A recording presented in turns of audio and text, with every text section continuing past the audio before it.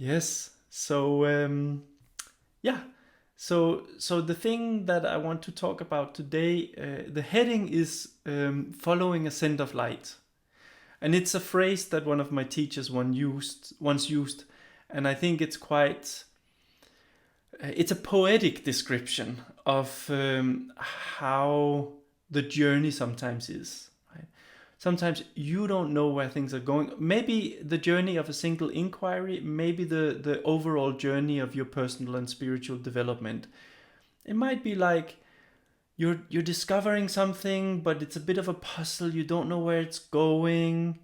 You do your practices, but you don't have a goal. You don't know where you're heading, but you sort of know it's kind of this direction, and then things emerge along the way.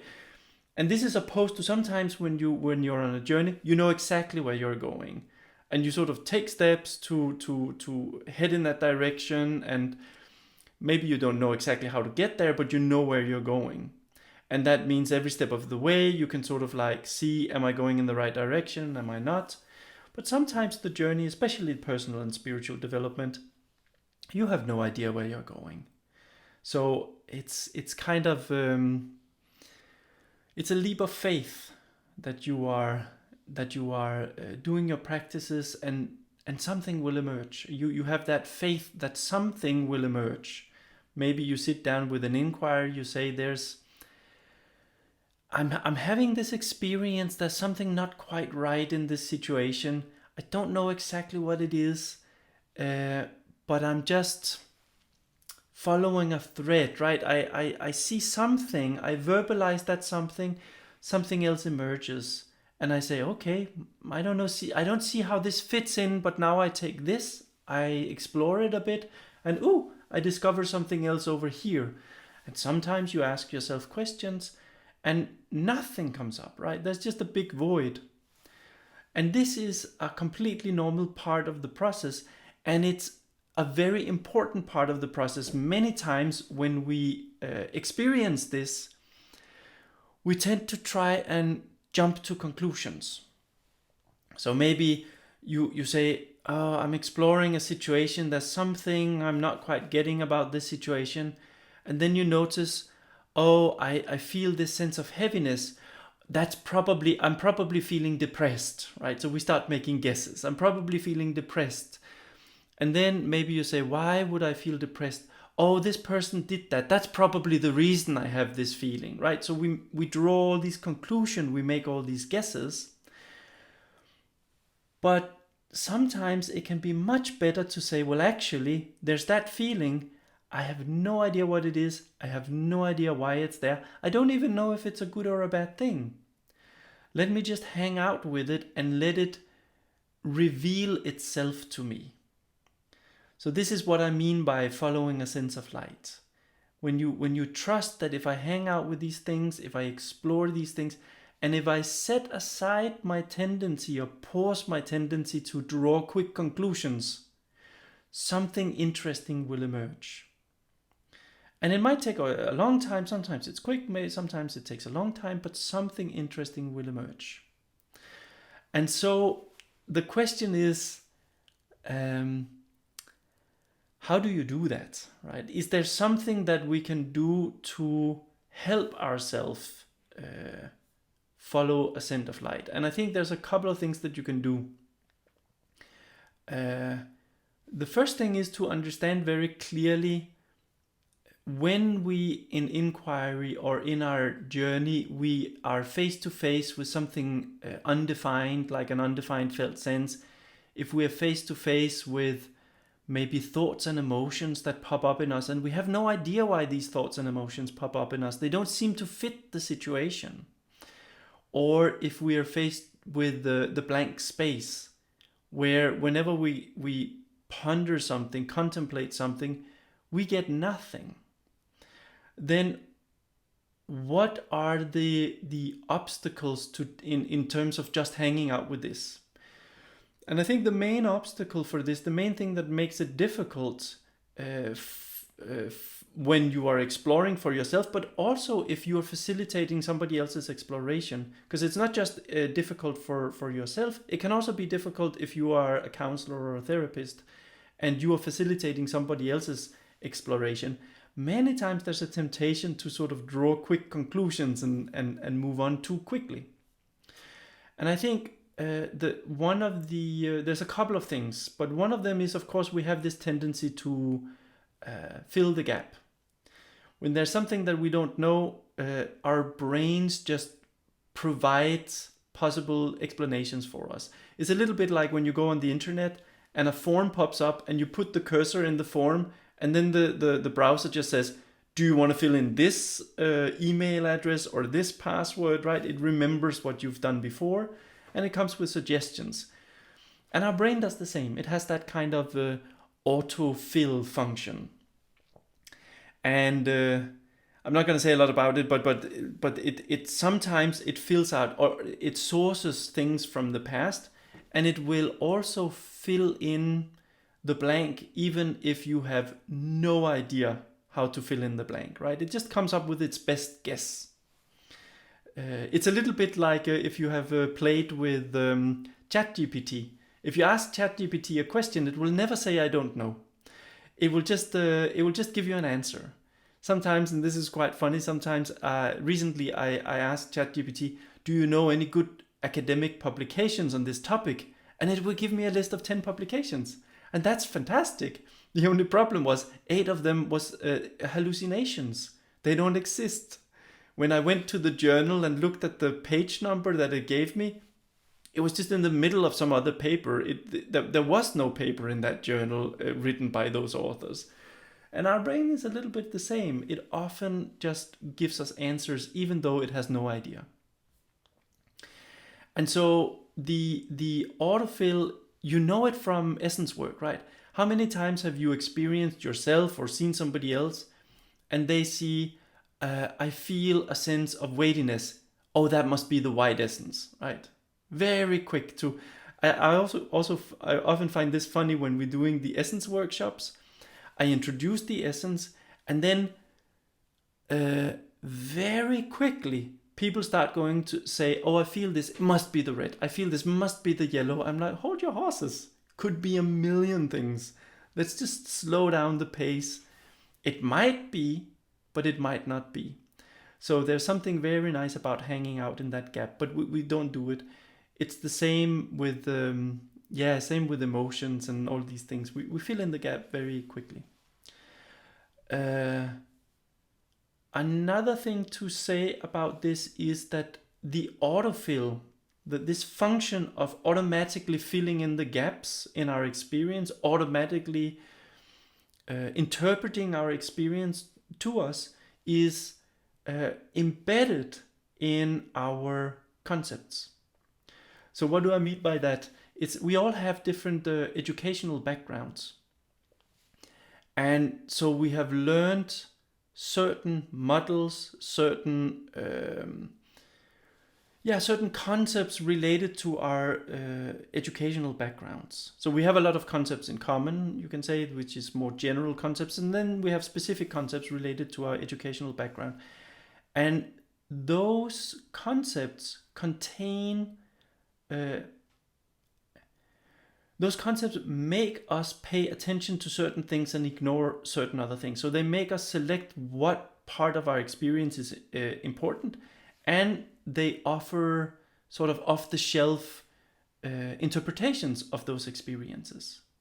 So to illustrate this, you can think, if you think in terms of therapy, you can say that if your therapeutic background is psychoanalytic or psychodynamic, then you will pay attention to the influence of childhood family history on your present day experience, right?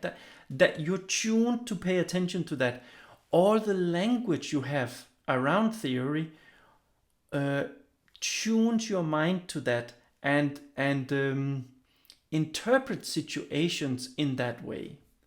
If, on the other hand, your background is, well, I don't think there's many therapists who have like a purely behavioral therapeutic background, but if you do, then you will look at patterns of conditioning and reinforcement.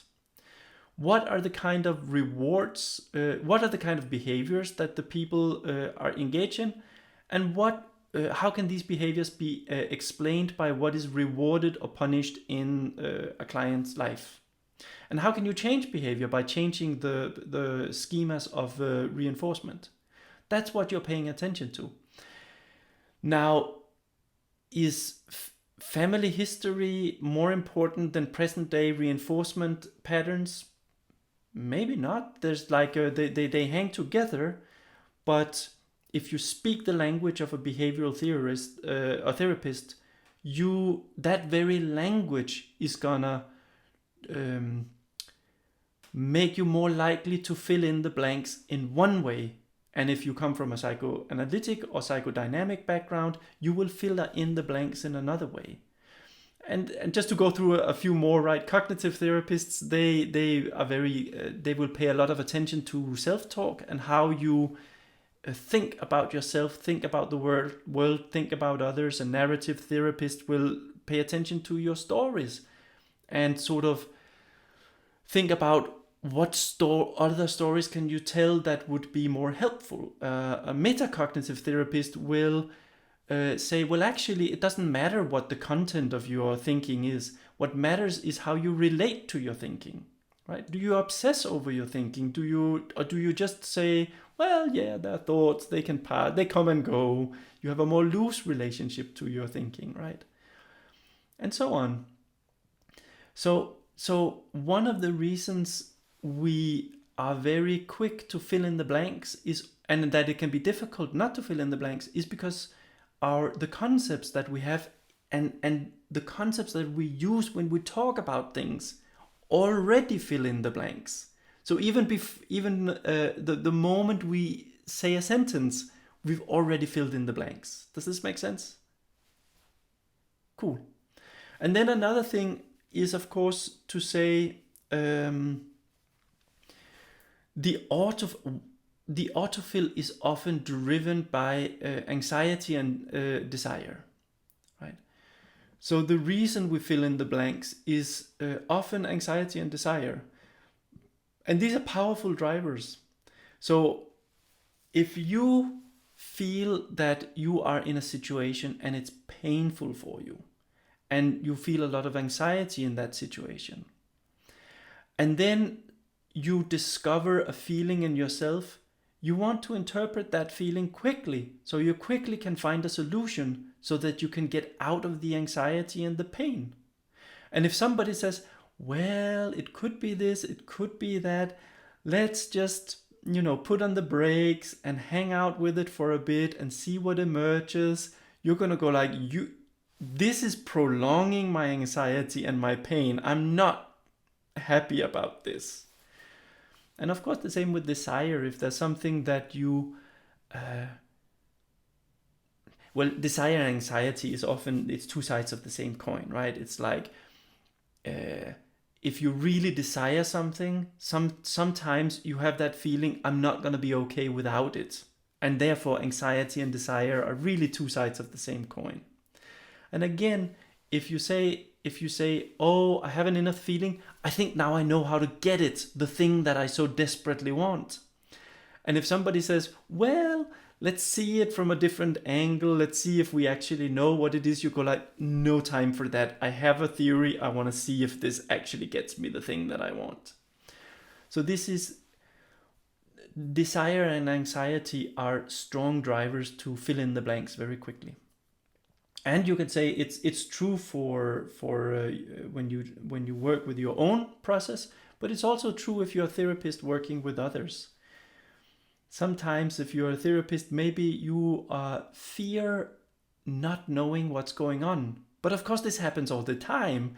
I mean, if you sit with somebody in therapy and they tell you about something, many times you're going to go like, I have no idea what's going on in this client, right? Well, I have a few pieces of the puzzle. I know there's certain emotions. I know certain thoughts. I know what they're telling me. But actually, I have no idea. And that is why it's so important as a therapist, a coach, or just spend a long time listening. Don't let your concern with quickly getting valuable insights to the client so that they can think that you are fantastic, right? It's like, don't let that get in the way of listening. One of my teachers once said, the first 15 minutes, as a rule of thumb, the first 15 minutes of a session, you don't say a word. You just listen. And 15 minutes out of an hour, that's a long time. But I find that it's really useful to just sit and listen and gather information. And after somebody has spoken to you for 15 minutes, at least you have some very good questions for them by then. But if you fill in the blanks too early, chances are you're going to ask, best case scenario, unhelpful questions, right? Or irrelevant questions. So, yes. So, we do the autofill, and the autofill is driven by anxiety and desire, and it is already present in the very language that we use.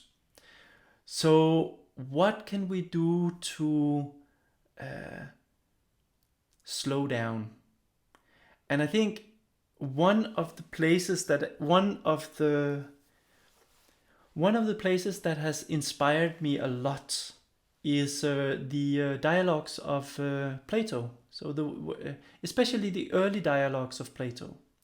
In the early dialogues of Plato. So Plato's dialogues, as you know, this is he writes stories where this teacher Socrates have conversations with different people, often young people in Athens, and he will often ask people to define different concepts.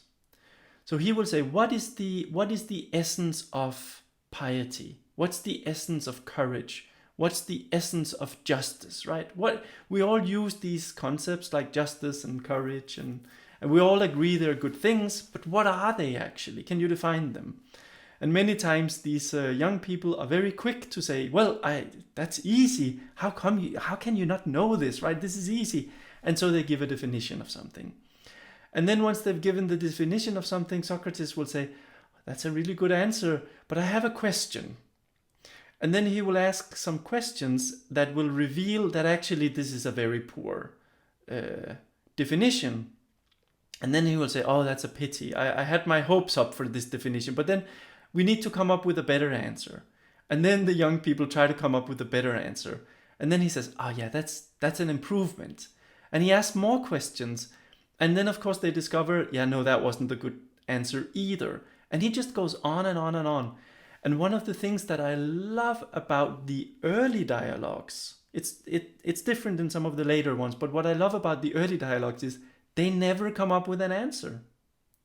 In the end of the dialogue, they just say, well, we have no idea. And we have kind of looked at all our ideas about what the essence of a particular concept is, and we have seen that none of them actually really are true. And this leads us to exactly this place where we are confused, where we are baffled, where we really don't know. And this is the wonderful place to hang out. So I think the dialogues, Plato's early dialogues, are a wonderful study in how to bring yourself to the place of not knowing, to the place where you say, I thought I knew this, but actually I have no idea. And in that place, you can start getting curious. None of your pre-formulated ideas get in the way of your curiosity. And you can discover things. And of course, you can also see how in the essence work, you both know essence work, this is exactly what we're doing, right? We take a concept like strength and say, what is the essence of strength? We describe a little bit some of the felt sense that we often experience with strength, and then we go on to say, what are our ideas about strength? And we see that a lot of our ideas about strength are wrong, or they're random. There's something like, you thought strength was control over the people, but then we say, well, actually, there's problems with that. So in a way, this is very much akin to what the Socrates is doing. And then you say, well, I think the way to feel strong is by being self-reliant. And then we do all these tricks where we say, have you ever felt strong while relying on other people? Sure. And what about, isn't there a certain kind of strength in daring to rely on other people? Right? So we dismantle all the ideas, and that opens the space for discovering and experiencing directly the essence of strength. But in the dialogues, they never go there. The dialogues are just clearing the way. There was when I was preparing for this, I reread one of the dialogues, and just to give you an example of it, because I think it's so funny. Euthyphro. Do you know the dialogue Euthyphro? Okay, so I'll be brief. But so Euthyphro meets Socrates, and Socrates says to Euthyphro, "Hey, what's going on with you? How's life?" And they exchange pleasantries, and Socrates, and at that point he's in legal trouble. He's been indicted for corrupting the youth of Athens and inventing gods, right? That's what they eventually charged him with and killed him for. So he's like, well, I have this trial coming up, and it's slightly annoying. And then the other guy says, oh, I also have a trial coming up. And Socrates says, oh, really? What's that about? And so Euthyphro, he has taken his own father to trial. And he has accused him of murder. And Socrates says, oh, this is interesting. Who did he kill? And he said, well, there was somebody, he hired someone for help. And this guy killed one of his servants, like slit his throat with a knife. And so he got very angry. He tied him up, threw him in a ditch, and went to sort of talk to somebody else about what should we do about this guy. But they took them a long time to decide what to do with him. And in the meantime, he died of thirst or hunger or cold or something like that because he was in a ditch. He says, that's murder. That's wrong. And it's not just. And this is why I've taken my father to court. And then Socrates says, wow. You must really have a firm grasp on what is pious and what is not pious in order for you to be so certain that you can take your own father to court. And Euthyphro says, yeah, I know exactly what piety is. And you can see this is like, okay, let's get to the definitions, because this what's awaiting him, right? So he says, okay, well, tell me what piety is. If you can teach me what piety is, that might help me in my trial. If I say I talked to Euthyphro, now I know what piety is, I'm not going to corrupt the youth anymore, maybe they'll let me go. So I have an interest in learning from you. And so he said, well, this is easy. Piety is what is dear to the gods, right? You should do what the gods find pleasing. And murder is not dear to the gods, so you shouldn't do that. That's easy. And then Socrates says, well, I know a little bit about the mythology. It appears to me that the gods don't always agree on things. And Euthyphro goes, that's true. And then he says, well, so which god should you please, right? Like something that's pleasing to one god is not pleasing to another god. So we have a problem here. That's not a good definition of piety. And then, okay. And I mean, we can take this today, right? It's like you see all over the globe, you see everybody says, we know exactly what is just and right. And what is just and right is what pleases our group of people. But then, of course, other people think something else is just and right. And therein lies the rub. So, okay, then Euthyphro say, oh, but that's an easy fix. So there are certain things that the god disagrees on.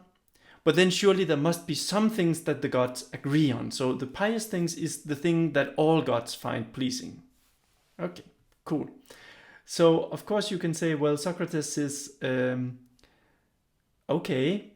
Now setting aside the problem of how to know what all the gods find pleasing, which is a significant problem here. How do we know this? There's another problem. Because then he says, well, is the pious because it's loved by the god, or the other way around, right? So if the pious things are just whatever random things the god loves, we're back to the first problem. But if the god loves things because they are pious, then they're not pious because the god loves them, but they must have some other quality that makes them pious, and then that the gods recognize that, and that's why they love them. Does that make sense? Right? So now we have to define what it is that makes the thing pious. It can't just be that the god loves them, because then we're back to the whims of the gods. Okay, fine. Then he says, and then here Socrates jumps in, because Euthyphro is a little bit out of ideas. And so he jumps in and he says, how about maybe the things that are pious, it's a part of justice, right? So there's a lot of things that are just, and some of the things that are just are the pious stuff. And Euthyphro is like, thank you, you threw me a lifeline, I love it. Absolutely. And then Socrates said, okay, good. If this is the case, then can you define for me which part of the just is the pious? And then he says, okay, so certain things are taking care of the gods, and that's the pious part of the just, and other things is taking care of like human beings and things and stuff, and that's the part of the just that isn't particular pious. And you can see where this is going, right? Because then of course Socrates goes like, okay, this is a great definition, but, and there's a lengthy thing, but the short thing is that they end up saying, well, now we're back where we started, right? It's like the pious stuff is just what the gods like. And then Euthyphro says, I need to go now. And that's it. And that's the end of the dialogue, right? So, and I think we can learn a lot from this. I forgot to say that the first thing is when the first thing that he says when Socrates asks what is justice is he says, well, it's just to take my father to court because he has committed murder. And then Socrates says, well, that's an example of something that's just, but it doesn't define what just, or something that is pious, but it doesn't define what piety is, right? It's just an example. I don't want examples. You can give me 100 examples of pious things. I want to know what connects all those pious things. What is the criteria that a thing needs to meet in order to be called pious, right? Don't just give me examples. And I think the dialogues are a treasure trove of ways of challenging yourself, right? So for example, you can do this last thing that I said, you can make that into a challenge to yourself. If you define something, are you just defining something by giving examples of it, or are you actually defining it, right? That's a way of challenging yourself. Also, the dilemma, what comes first, is something pious because it's loved by the gods, or is it loved by the gods because it's pious? That's the Euthyphro dilemma, and we see this over and over and over again in our own inquiry. It has connections to the Buddhist dependent origination, right? You can say these things arise together. It's not one causing the other. So you see echoes of that there. And so, yes. But there's a model that I'd like to share with you, which is very useful. And it has a lot of the same kind of tricks that are used in the dialogues. Do you know the model called the ladder of inference? Fantastic. That's great. Then I'll find it for you. Good. So in the ladder of inference, you can see at the bottom you have available data. Basically, you can say the ladder of inference is a model that shows how when we do the autofill, when we fill in the blanks, we fill in one blank and then the next and then the next and then the next. So we fill in a blank and then we build on that to fill in another blank, and we build on that to fill in another blank. And so we shoot up the ladder of inference. And in order to get back to the place where to the space of not knowing, we have to go down the ladder of inference. And so at the bottom of the ladder, there's just available data. So just what you observe. And this is where we want to hang out, right? Because this is where we just have a bunch of data and we don't know what it means. And this is great because from there, new insights can emerge. But of course, often what we do is that we select certain data because we think that that data is the important bit, and then we ignore other stuff. And then we interpret the data that we have selected. We have certain assumptions. Those interpretations lead us to have certain assumptions. Based on those assumptions, we draw certain conclusions that solidifies into certain beliefs. And that's the basis for our actions. And by the way, the beliefs, there's a feedback loop because the beliefs, they influence what data we select. So just to give you a concrete example from an inquiry, maybe in an inquiry, the available data is that there's a sense of heaviness in your body. You're aware that there's a sense of heaviness in your body. And maybe you select that sense of heaviness. There might be other sensations in your body as well, but you select the heaviness and say, oh, I think this is important.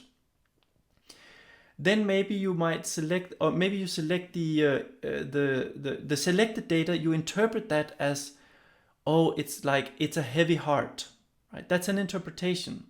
That's putting that data into a particular frame.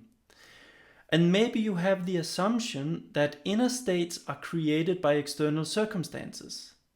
And therefore you start looking at who did this to me, right? What are the circumstances that created this heavy heart? And maybe you say, oh, the reason I have a heavy heart is because my partner never gives me any compliments. So that's your conclusion. And if that's your conclusion, you might form a belief on top of that, which is that your partner doesn't love you. Or that if somebody loves somebody else, they would give them compliments. Maybe that's a belief that you then formulate. And if you have the belief, then that encourages you to pay attention to the presence and absence of compliments. So you see, then you go back to the selection and see what are the kind of things that you will pay attention to. And you could pay attention to a lot of other things. You might pay attention to whether your partner do nice things for you, right? Acts of service. You might pay attention to whether your partner spends a lot of quality time with you. You might pay attention to whether your partner listens to you. But if you have the belief that what determines whether somebody loves you or not, the way you can tell that is by looking at the presence or absence of compliments, then that's the data that you're going to select. And now we have a feedback loop. And of course, then this belief will lead to a certain action. Maybe you will try to force your partner to give you more compliments and tell your partner how this is very important and something like that. Or maybe you leave your partner and try to find somebody else who will be better at giving you compliments. So for each of these, in order to, you can see here you have a whole belief structure, a whole structure of understanding things. And now if you want to be Socrates, you can say, where on the ladder of inference am I placed, or if you talk to somebody else, are they placed? And so if we're talking about actions, you can ask yourself the questions, why do I believe that this is the right action? Right? That will uncover some of your beliefs. You might also ask yourself, what are some alternative options, right? What could I do instead? What would somebody else do in that situation? Especially, have I ever seen people act in a way that I don't understand in a similar situation? Because if I have seen that, that will throw lights on what are my beliefs and what are their beliefs. And now we unravel what the beliefs, the actions are based on. If we look at the beliefs that we have, you can say, well, why do I have these beliefs, right? What have I experienced that led me to draw these conclusions, or what conclusions is this based on, you can say. What led me to have these beliefs? And you might see that you have been in certain situations where you have drawn certain conclusions. And then you can start getting curious about, why did I draw these conclusions, right? What did I assume in this situation that led me to draw these particular conclusions? And that leads you to assumptions. Then you can say, well, are my assumptions valid? Why am I assuming this? What has led me to have these assumptions? Are there somebody else who have different assumptions? And so on. And can that throw light on maybe my assumptions are valid in certain contexts, but not other contexts? So this is another very good question. What are the boundaries of my assumptions? Then you can look at your interpretations of data. And one of the key things in personal and spiritual development is, of course, to be able to distinguish between observed facts and interpretations. We are notoriously bad at this. As a side note, you can say many times we will say, we will, for example, believe that an emotion, I have a particular emotion, that's an observation, right? I feel sad, that's an observation, but that's not an observation. Emotions are interpretations of felt sense. So when you have a certain felt inner state, then you might interpret that and say, oh, this is this emotion. But many times we get that wrong. Sometimes, for example, you might feel a sense of inner blankness, and you might say, oh, this feels like loneliness. But in another context, you might interpret the exact same inner state as a sense of peace, because, well, blank can be very peaceful as well. In the same way, maybe you feel a lot of energy and you say, oh, this is anger. But in another context, you feel the same kind of energy and you say, well, actually, no, this is excitement or vitality, right? And nervousness and excitement can often be confused. So you look at your interpretations and you ask yourself, could there be, what data is this interpretation comes from, and could I interpret the same data in another way? And this is why we so often work with felt sense. We go all the way to felt sense. By going to felt sense, we go to the data.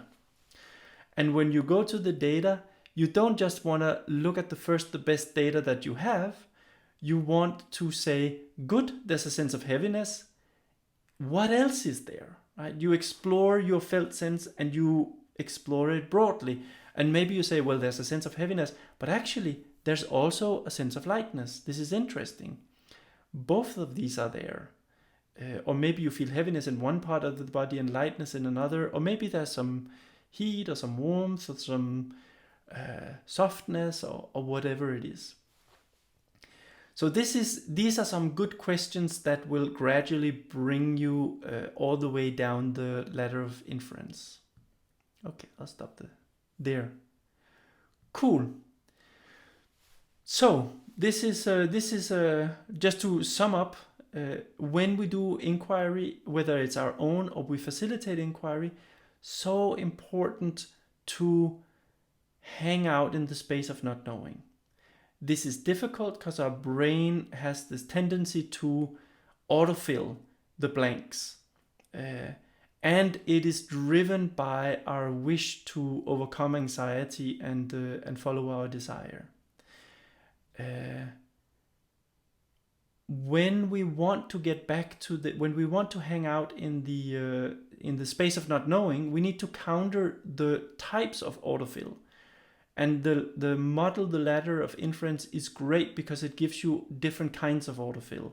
You select data, you interpret the data, you draw conclusions about the data, you form certain assumptions and beliefs about the data, and then that leads you to make certain actions, and your beliefs and actions will then reinforce how you select data and gradually consolidate you into a way of filling out the blanks that can be quite difficult to get out of, but very liberating to do so. Cool. So that's what I wanted to say. Do you want to do an exercise? Do you have questions? What do you want to do?